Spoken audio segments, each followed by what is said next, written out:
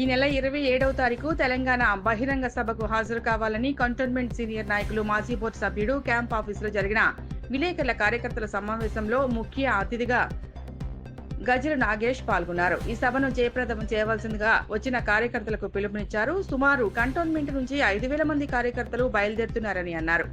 ఈ కార్యక్రమంలో అధిక సంఖ్యలో మహిళా కార్యకర్తలు పాల్గొన్నారు. ఉద్యమకారుడు సీనియర్ టీఆర్ఎస్ నాయకుడు సత్యనారాయణ గౌడ్, ఎర్రోళ్ల రుక్మయ్య, సురేష్, వేణు, జాన్, రాజిరెడ్డి, ఉమేష్, పాండు, యశ్వంత్ కుమార్ తదితరులు పాల్గొన్నారు. మాజీ బోర్డు సభ్యుడు శ్యామ్ కుమార్ మాట్లాడారు. సభను విజయవంతం చేయాలని శ్యామ్ కుమార్ కార్యకర్తలకు విజ్ఞప్తి చేశారు. ఈరోజు మన వార్డ్ 7 లోపట మరి పార్టీ వర్కింగ్ ప్రెసిడెంట్ పెద్దలు గౌరవనీయులు కేటీఆర్ గారి యొక్క ఆదేశాల మేరకు మన కంటోన్మెంట్ యొక్క బీఆర్ఎస్ పార్టీ చెలో వరంగల్ రజతోత్సవ బహిరంగ సభకు మరి ఇన్ఛార్జ్గా నియమింపబడిన పెద్దలు గౌరవనీయులు ఎమ్మెల్యే మర్రి రాజశేఖర్ రెడ్డి గారి యొక్క ఆదేశాల మేరకు ప్రతి డివిజన్ లోపల కూడా ఈ సన్నాహక సభలు ఏర్పాటు చేయడం జరిగింది.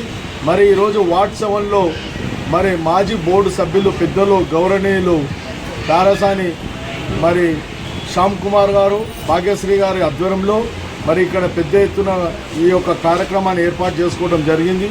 ఈ కార్యక్రమానికి నన్ను ఇక్కడ ముఖ్య అతిథిగా పిలిపించి మరి రేపు జరగబోయే కార్యక్రమం లోపల మనం ఏ విధంగా 27వ తేదీన ఉదయంనే వెళ్ళాలి, మరి ఏ విధంగా మనము స్థానికంగా ఉన్న జెండా దిమ్మలకు కానీ మరి ఏ విధంగా మనం రంగులు వేసుకోవాలి, మరమ్మతులు చేసుకోవాలి, మరి జనాలను ఏ విధంగా మనం అందరినీ వాళ్ళని తీసుకెళ్ళి మళ్ళీ తిరిగి కేసీఆర్ గారి యొక్క ప్రసంగాన్ని వినిపించి తిరిగి ఇక్కడ తీసుకొచ్చి వదిలిపెట్టడానికి ఏ విధంగా మనం చర్యలు చేపట్టాలి, ఎవరికి కూడా ఎలాంటి అసౌకర్యం కలగకుండా ముఖ్యంగా తాగునీటి వ్యవస్థ కానీ మజ్జిగ వ్యవస్థ కానీ వాళ్ళకు తీసుకునే ఆహారంల విషయంలో కానీ అన్ని జాగ్రత్తలు ఏ విధంగా ఉండాలనేసి మాట్లాడుకోవటం, చర్చించుకోవటం, చెప్పడం జరిగింది.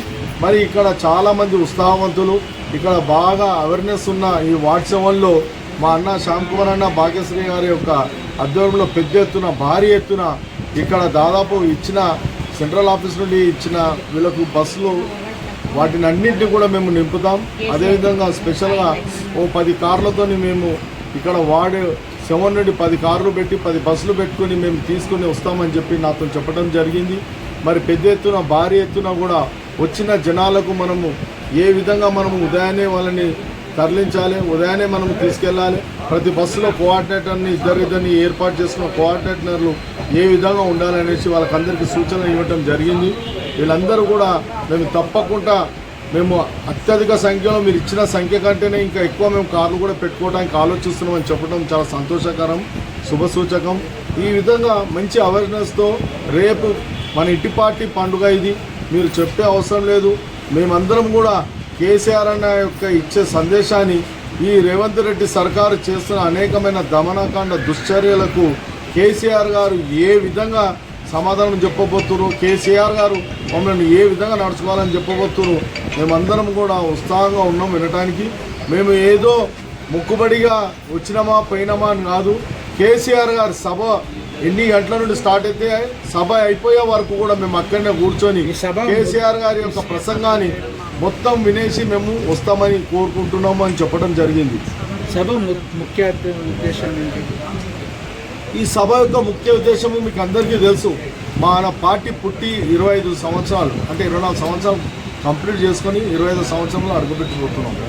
దీని సందర్భంగా మరి భారతదేశంలో మరి ఏ విధంగా కని విని ఎరగని రీతిలో ఈ యొక్క సభను మనం జయప్రదం చేసుకోబోతున్నాం, ఈ సభను ఏర్పాటు చేసుకోబోతున్నాం.